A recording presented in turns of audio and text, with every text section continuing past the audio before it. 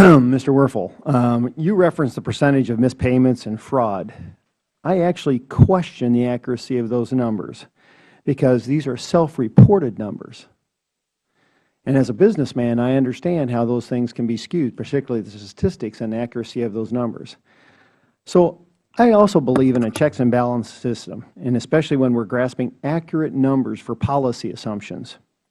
Were entities like Congress, the American people, the CBO misled when calculating the cost of PPACA, or Obamacare as we know it, by using bad accounting methods?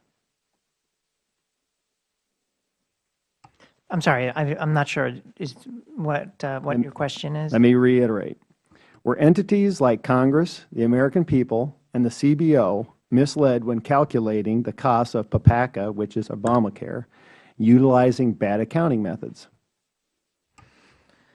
No, I don't think they were misled. I think one of the important things that we do when we report our financial reports and our estimates is we report with that all the assumptions that were made, and those assumptions can be challenged. This is a somewhat of a thick book, and it's thick because there are footnotes and alternative analyses and alternative presentations.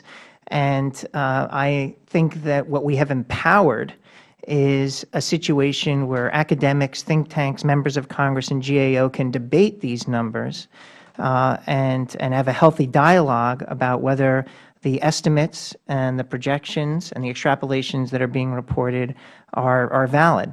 And hopefully, if there is enough information to challenge these numbers, then that debate will come to the fore.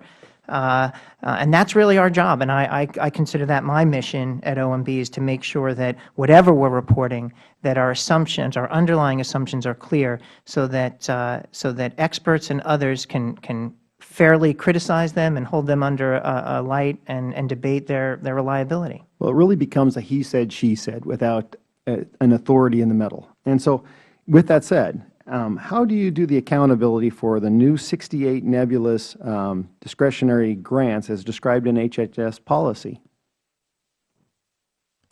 I need a clarification on the question. How do we do the accounting of How do you do accounting on the new 68 nebulously written discretionary grants as described in Health and Human Services policy in that bill?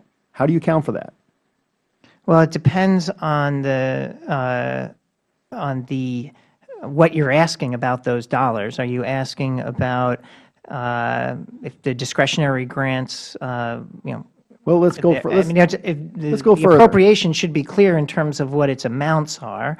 The question then becomes what information about those dollars are you interested in understanding, and then I can talk more about how they might be accounted for. Well, let me make more specifics. It says can use such sums as necessary. How do you do accounting for that? Well, the accounting statements that we are reporting on today, for the most part, look backwards at what the agencies spent.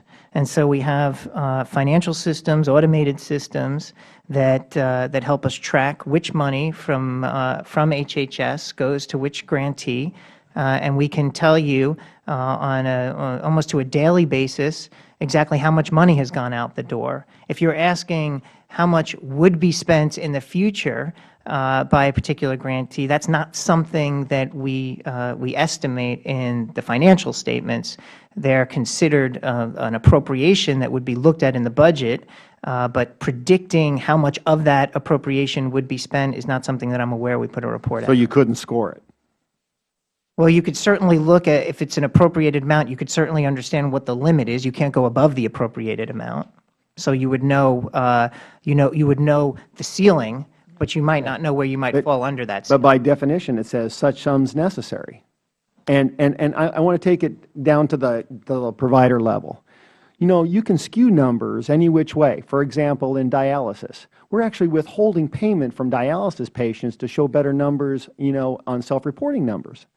This is where the fraud is, and we can't even get a grip on this. What we need to be able to do is have numbers that are apples to apples for comparison. And if Congress can't get this, neither can the American people. And we can't even look at what agencies look at. And this is just a tip of the iceberg. So I question even the reality of what these numbers actually are. Do you understand my frustration here? In the area of Medicare fraud and improper payments, I could not agree with you more. We have a significant problem, an estimate that exceeds $60 billion, and it's unacceptable.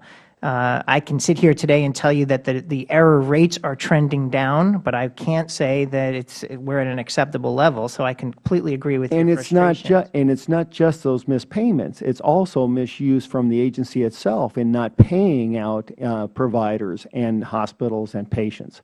It's on the same aspect. It's not just missed payments. It's withholding of payments. Well, now you're venturing into a programmatic area that I don't have familiarity with, so I apologize.